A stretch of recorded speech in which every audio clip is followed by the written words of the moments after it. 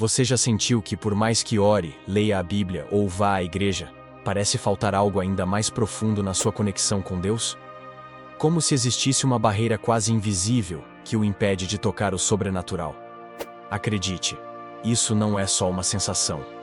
Existe um segredo, esquecido ou ignorado por muitas pessoas, que revela a razão de a sua fé não produzir os resultados que você tanto deseja. E esse segredo é que alma e espírito não são a mesma coisa. A Bíblia ensina, em Hebreus 4:12, que a palavra de Deus é tão afiada que consegue dividir alma e espírito. Mas se você não entender o que isso significa, continuará vivendo uma fé superficial, sem profundidade, sem milagres e sem a presença manifesta de Deus no seu dia a dia. Pense em dirigir um carro sem saber que ele tem mais de uma marcha. Você se moveria, mas nunca atingiria a velocidade certa. Gastaria mais combustível, desgastaria o motor e não chegaria ao potencial máximo. Da mesma forma, viver sem compreender a diferença entre alma e espírito é limitar o seu crescimento espiritual. Nos próximos minutos você vai descobrir o que é a alma e por que ela pode sabotar a sua paz, com exemplos concretos de Davi, Pedro e Jó.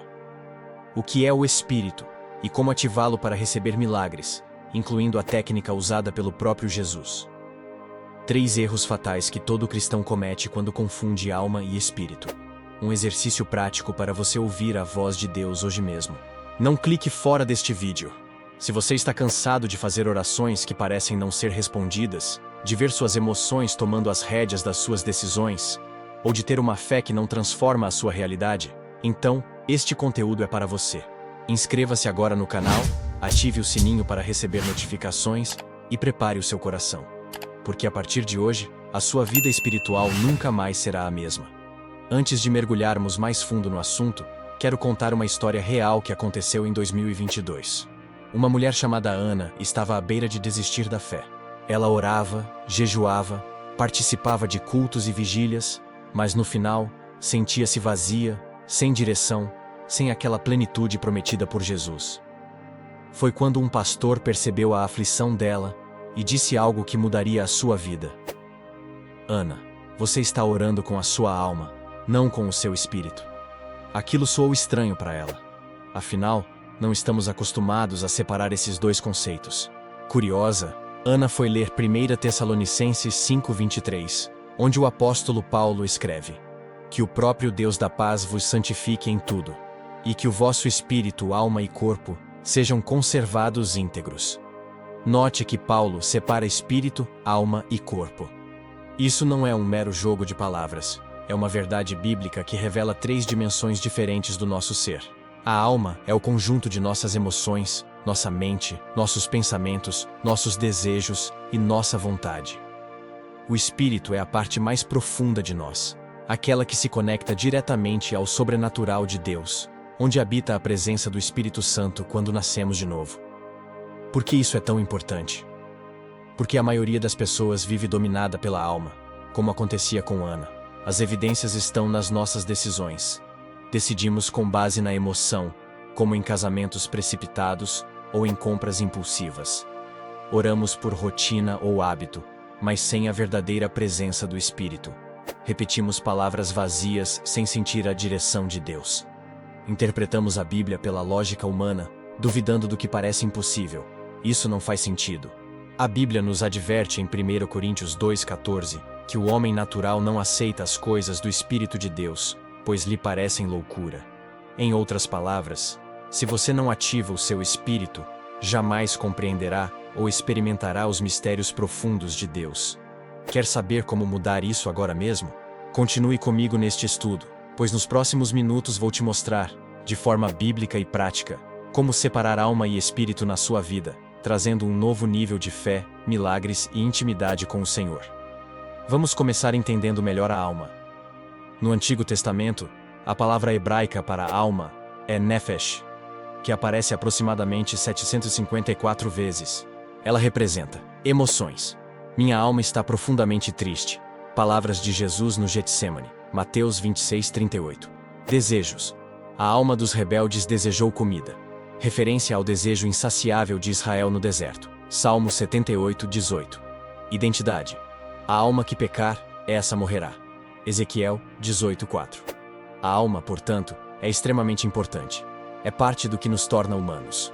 Entretanto, ela carrega um potencial perigoso: ser controlada pelas circunstâncias terrenas.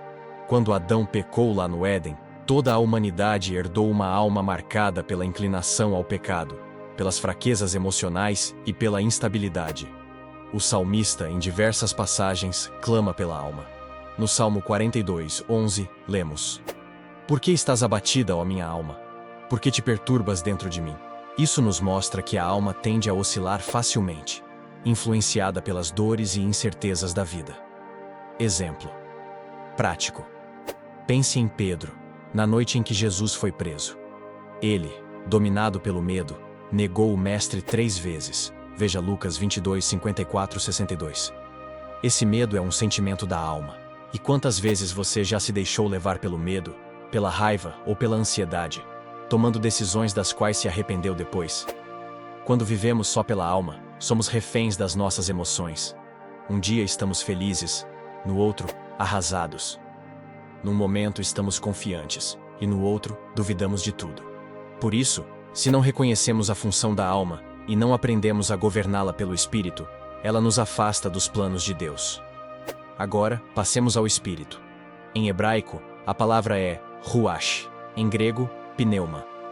Ambas significam algo como sopro ou vento, remetendo ao sopro divino que Deus insuflou no homem no ato da criação. Ver Gênesis 2:7. Enquanto a alma representa a nossa parte humana, o Espírito representa a nossa parte divina, aquela que foi feita para se relacionar diretamente com o Criador. É pelo Espírito que nascemos de novo. O Espírito é o que vivifica. João 6:63. Recebemos revelações. Deus nolo revelou pelo Espírito. 1 Coríntios 2:10. Adoramos em verdade. Os verdadeiros adoradores o farão em espírito e em verdade. João 4:23. Exemplo bíblico. Davi, mesmo enfrentando inúmeras crises, perseguições, guerras, traições, soube alinhar sua alma ao Espírito. Prova disso é o Salmo 103:1, onde ele mesmo ordena: Bendize, ó minha alma, ao Senhor.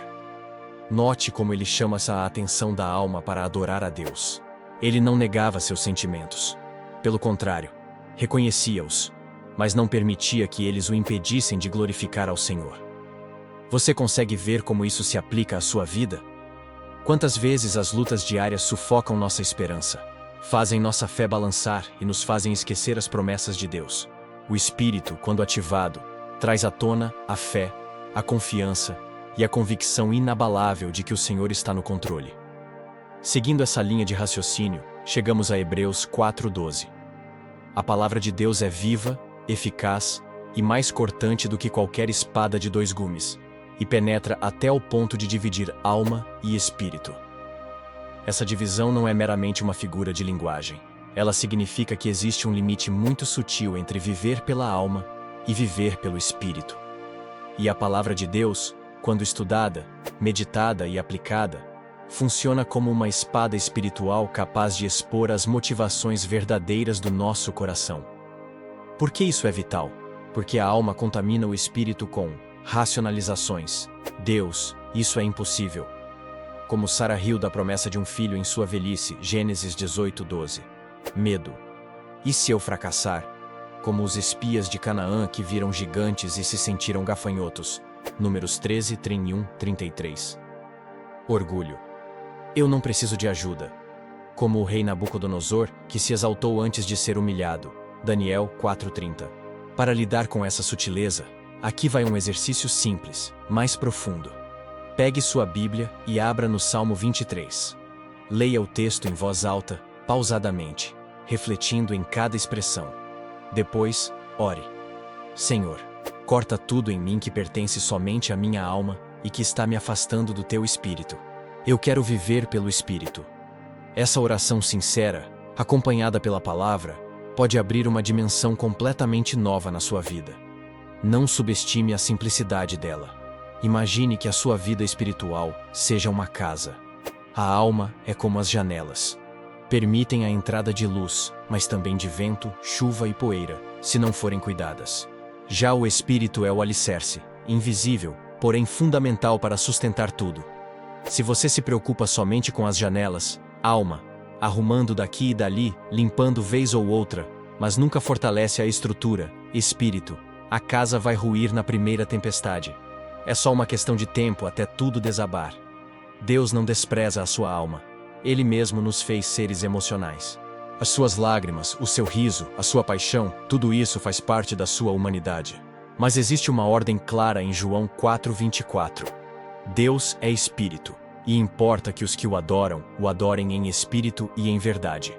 Em outras palavras, se você se restringir somente às emoções, chorar no culto, mas sair dali sem transformação, ou só a mente, ler a Bíblia como se fosse um livro de história e não a palavra viva, você perde a essência.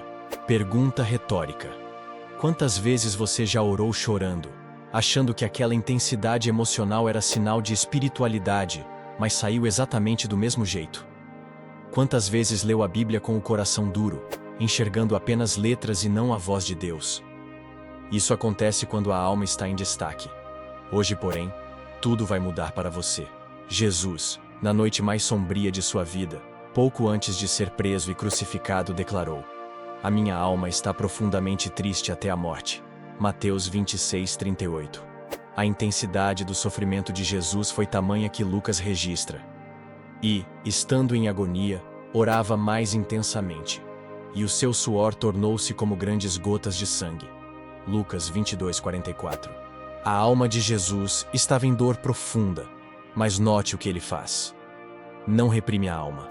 Ele reconhece e expressa o que sente. Ele diz claramente que está triste, sentindo-se pesado. Não é governado pela alma. Mesmo diante do pavor da cruz, ele não foge. Submete a alma ao espírito. Ele ora: "Pai, se possível, passe de mim este cálice. Contudo, não seja como eu quero, mas como tu queres." Mateus 26:39. Essa é uma lição de ouro para nós. Sentir medo, tristeza ou angústia não é pecado. A questão é o que fazemos com esses sentimentos. Jesus os entregou ao Pai e deixou que sua obediência espiritual prevalecesse. Exercício de hoje. Quando a ansiedade ou o medo bater à porta do seu coração, diga: "Alma, aquieta-te. Espírito, assuma o controle em nome de Jesus." Repita essa frase em oração, até sentir uma paz que excede todo o entendimento. Ver Filipenses 4:7. Esse ato de direcionar a si mesmo é poderoso e pode lhe trazer um alívio sobrenatural. Agora vamos aos passos práticos para que essa separação entre alma e espírito se torne realidade no seu dia a dia. Passo 1. Acalme a alma. Antes de orar ou ler a palavra, pare por alguns instantes. Feche seus olhos e respire fundo. Declare: "Em nome de Jesus, toda emoção confusa e todo pensamento intrusivo se calem agora." Use o versículo de Salmo 46:10 para embasar essa declaração: "Aquietai-vos e sabei que eu sou Deus." Quando fazemos isso, estamos deliberadamente acalmando nossas emoções e focando no Senhor. É como desligar o ruído de fundo para ouvir uma melodia suave. Passo 2. Ore em línguas. Em 1 Coríntios 14:15, Paulo menciona: "Orarei com o espírito, mas também orarei com o entendimento." A oração em línguas tem o poder de ignorar as barreiras da alma, racionalizações, dúvidas, distrações, e acionar diretamente o seu espírito. Se você ainda não tem esse dom, peça a Deus com fé, de coração aberto: "Senhor, batiza-me com o teu Espírito Santo. Dá-me a tua linguagem celestial." Lucas 11:13 diz que se nós, sendo maus, sabemos dar boas dádivas aos nossos filhos, quanto mais o Pai Celestial dará o Espírito Santo àqueles que lhe pedirem. Passo 3. Decida crer. Antes de ver, a alma quer evidências. O espírito vive por fé. Abraão, aos 100 anos de idade, achou graça quando Deus prometeu um filho. Ver Gênesis 17:17. Mas, em Romanos 4:20, vemos que não duvidou por incredulidade, mas foi fortalecido na fé.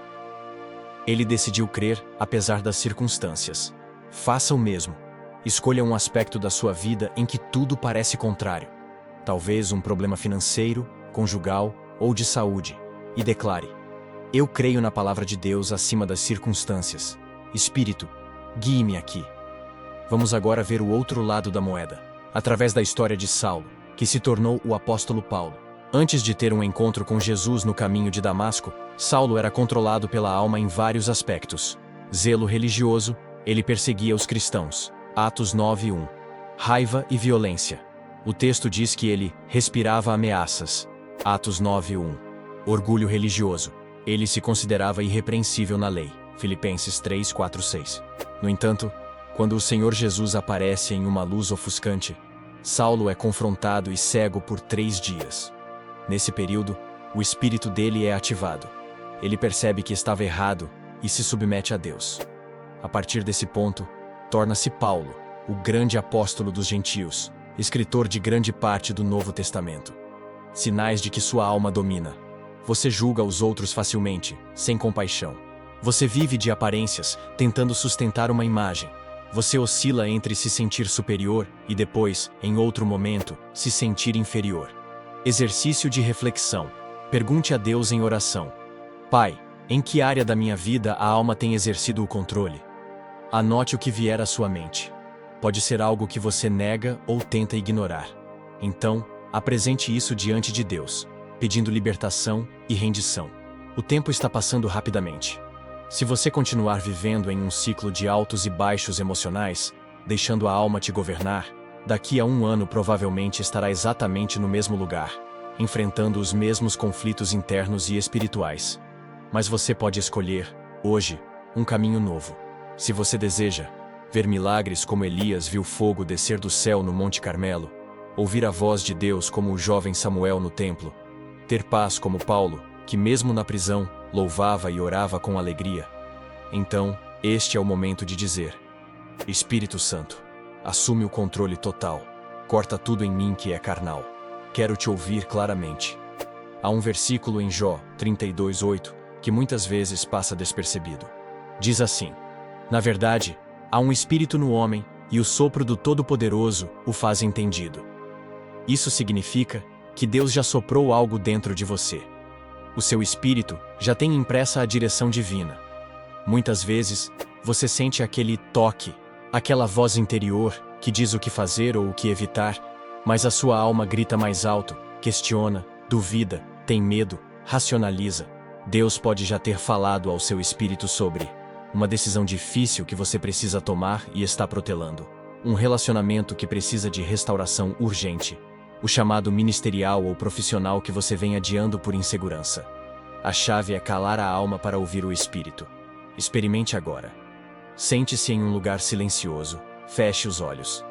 Coloque a mão sobre o coração. Pergunte em voz baixa: Espírito, o que Deus quer me dizer hoje? Espere alguns segundos e anote a primeira ideia, palavra, versículo ou imagem que vier à mente. Não fique filtrando, nem dizendo: isso é coisa da minha cabeça. Em muitos casos, é assim que o Espírito Santo se manifesta, num sussurro suave. Ver 1 Reis 19:12. Quer ver mais vídeos como esse?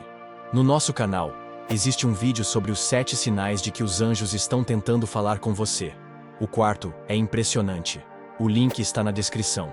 Não perca. Chegou a hora de colocar tudo em prática. Vamos relembrar rapidamente o que você aprendeu hoje. Alma, emoções, desejos, lógica humana, instabilidade. Espírito, fé, conexão divina, poder para milagres e revelação. Comente agora mesmo aqui embaixo: eu escolho viver pelo Espírito. E conte uma área da sua vida que precisa de transformação. Pode ser ansiedade, relacionamentos, traumas, seja o que for. Essa declaração pública é um passo de fé que pode impactar outras pessoas que vão ler o seu comentário. E se este vídeo tocou o seu coração de alguma forma, deixe um like. Isso ajuda o algoritmo a entender que este conteúdo é relevante e faz com que ele seja recomendado para mais pessoas. Compartilhe este vídeo com alguém que esteja precisando entender essa diferença entre alma e espírito. Talvez um amigo que está desanimado ou um familiar que não encontra mais sentido na fé. Inscreva-se no canal para não perder os próximos conteúdos. Há muito mais revelações bíblicas que podem mudar completamente a sua forma de viver a fé. Desafio final. Antes de dormir hoje, ore assim: Deus, Revela onde a minha alma domina sobre o meu espírito. Leia Romanos 8:6. A mentalidade da carne é morte, mas a do espírito é vida e paz. Decida. A partir de hoje, vivo pelo espírito. Lembre-se, a sua alma pode vacilar, mas o seu espírito, nascido de Deus, já é mais do que vencedor em Cristo. Ver Romanos 8:37. Muito obrigado pela sua companhia até aqui. Que o Senhor te abençoe com revelação sobrenatural. E nos vemos no próximo vídeo.